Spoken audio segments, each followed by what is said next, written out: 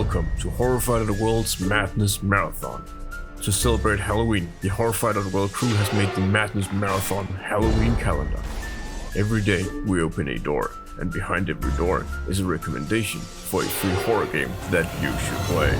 31 days, 31 recommendations, hours of fun. And on the 31st, we have a special surprise for you. But enough talk, let's see what hides behind today's door.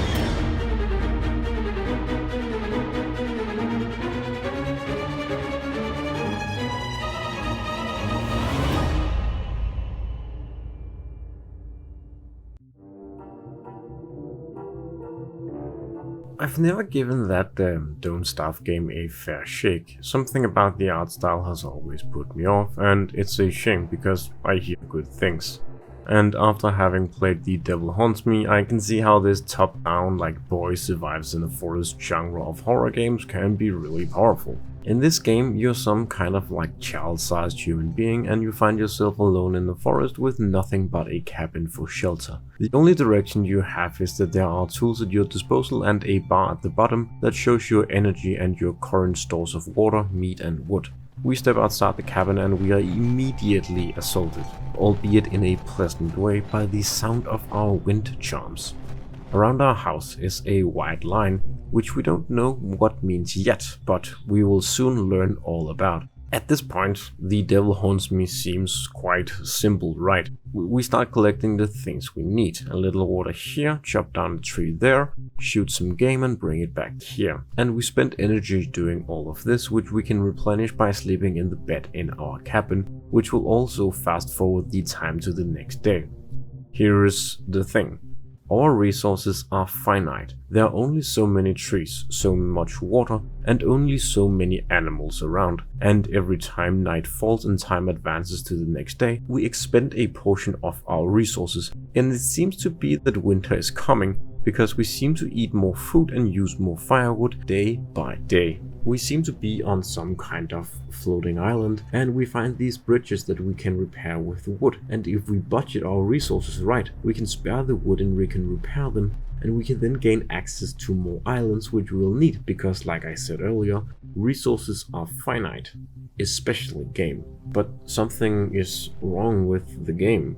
I mean, something is wrong with the whole world, it seems. But it's most obvious with the fauna that stalks these woods. The more bridges we repair, the further we travel, the more signs we see of something being off with them. They seem to get sicker and sicker, and their mange more pronounced, and their mood more aggressive. But what's more worrying, we don't seem to be the only ones hunting them. But we do seem to be the only ones hunting them for sustenance. And then it reveals itself. Some flying thing, some fucking demon creature, and it wants us dead. It can be injured, yes, but I'm not sure it can be killed. At least not with what we're packing. And at this point it hit me. The cabin, the white line around the cabin, it's to protect against the demon. And yes, by running back and entering the circle, the demon seems to be spooked and flies off. And that's the game. Managing your resources, exploring the floating islands and looking for clues as to what happened to the world and what the monster is and maybe how to kill it. There are other circles around on the islands and other cabins, and they're in different stages of disrepair. There have definitely been others here, and maybe someone is still around. And that's for you to find out, and you absolutely should, because this is a game that's available on Steam, and I give it a 10 out of 13.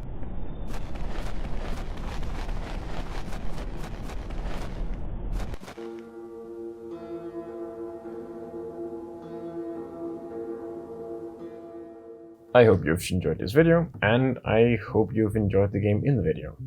Remember to go visit Horrify.world tomorrow and every day after for the remainder of October. You know, to see what other great free games are out there. From all of us here at Horrify.world, stay extra spooky during this month and take care.